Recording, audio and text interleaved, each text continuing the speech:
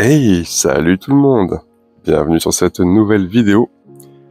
Aujourd'hui, je vous propose une présentation de ma nouvelle espèce, les Camponotus flavomarginatus.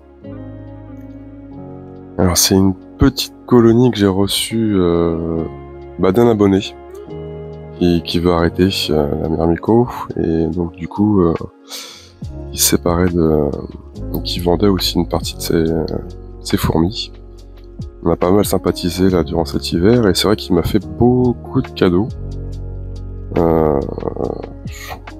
ça de tête, je crois qu'il y a presque une dizaine d'espèces qu'il m'a offert. Donc franchement, un grand merci à toi. Et donc il y a cette petite pépite, la flavomarginatus. Donc ouais, elles sont à peu près une petite dizaine. Il y a déjà trois petits médias ou beaux majeurs, je sais pas trop en fait, à voir. Donc du coup j'imagine que c'est une colonie qui a dû être pillée. Donc ouais, c'est une belle campo qui vient d'Afrique, qui a une bonne grande zone de répartition, hein. Ça va de l'Arabie Saoudite à l'Afrique du Sud et jusqu'à la Guinée. Donc ouais, c'est vraiment Afrique centrale, Afrique de l'Est et Afrique du Sud, quoi. Et d'ailleurs c'est assez marrant parce que du coup je me suis pas mal renseigné sur elle, et je voyais qu'en fait elle était souvent en concurrence avec des Eucophila longilona. Donc c'était assez marrant ça à lire. Sachant que c'est une compo qui fait qui ont des colonies assez balèzes, hein, en nature. Ça peut monter jusqu'à 20 000 ouvrières. Donc c'est pas anodin.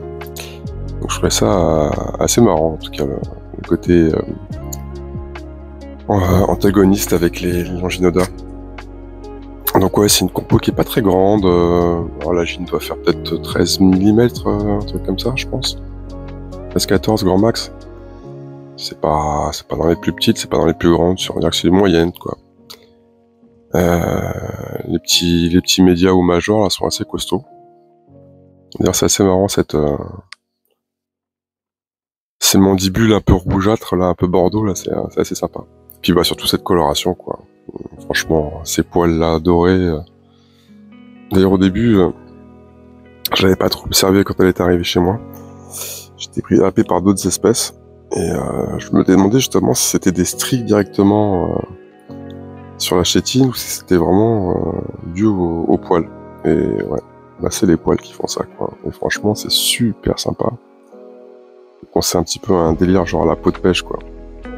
C'est vraiment chouette.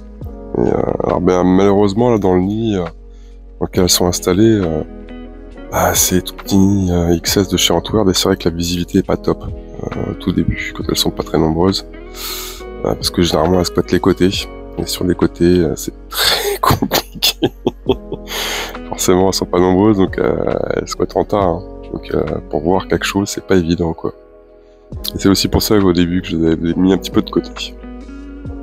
Mais en tout cas ouais, c'est une très très belle espèce, avec une belle coloration. La gine a déjà pondu un beau petit tas d'œufs. Donc c'est une espèce qui se développe très vite, très rapidement. Donc je pense que du coup ça va aller, quoi. Donc là actuellement je les ai mis sur le tapis de chauffe à 27.